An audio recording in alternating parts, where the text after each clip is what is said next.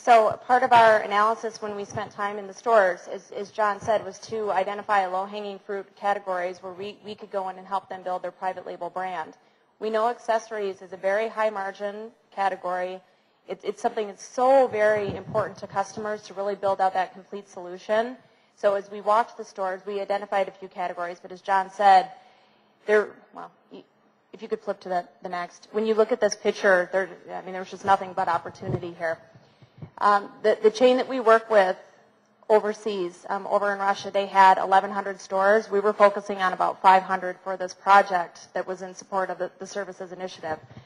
But they have all different size formats. So some of the stores you would go in and you would see 3 meters of this type of product. Some you would see 18.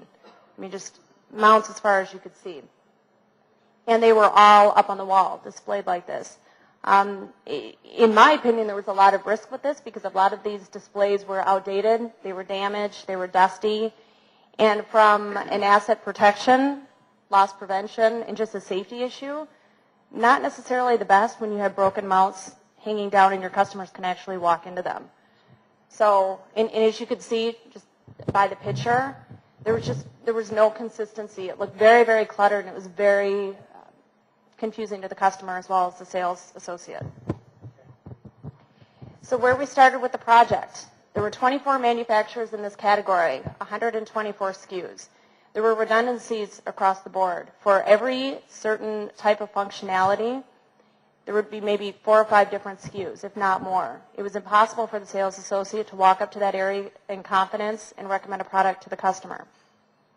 There was also no attachment strategy. The new slim TVs, there are no slim mounts. If a customer wanted to come in and buy that TV, they have no option but to put that on a piece of furniture.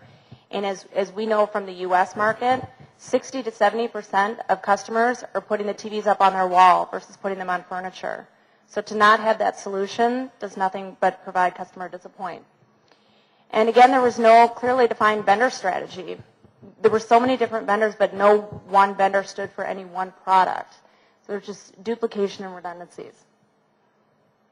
The last day and a half kind of going through the business model that we've spoken about several times. So now what we're going to go through, we've gone through the strategy, assortment, product development, inventory, merchandising, promotion, sales, training, and support. Now we're going to put a case study that we just completed, or it's still ongoing, that is actually taking all the stuff that has happened that we talked about earlier into a category and a product with a financial outcome that's very in favor of the retailer, which you'll see at the end of the presentation. So as we get started on this, the case study is a retailer needs to improve financials and customer employee experience. What this retailer is doing was they were creating a new, expanding their services, and they were creating a brand. And with the brand, they wanted to complement the services in the store to enhance their business model. Go ahead, Dave. So as Gary said, they were rolling out a new initiative, and this happened to actually be in Russia.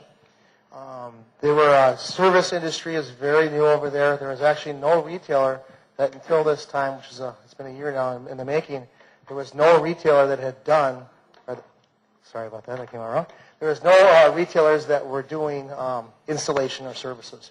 So they came to us and said, hey, how could you help us, one, maybe roll out our services, and two, work within our stores to try to get that messaging that we're spending all this money and marketing on to relay that message in the store as well.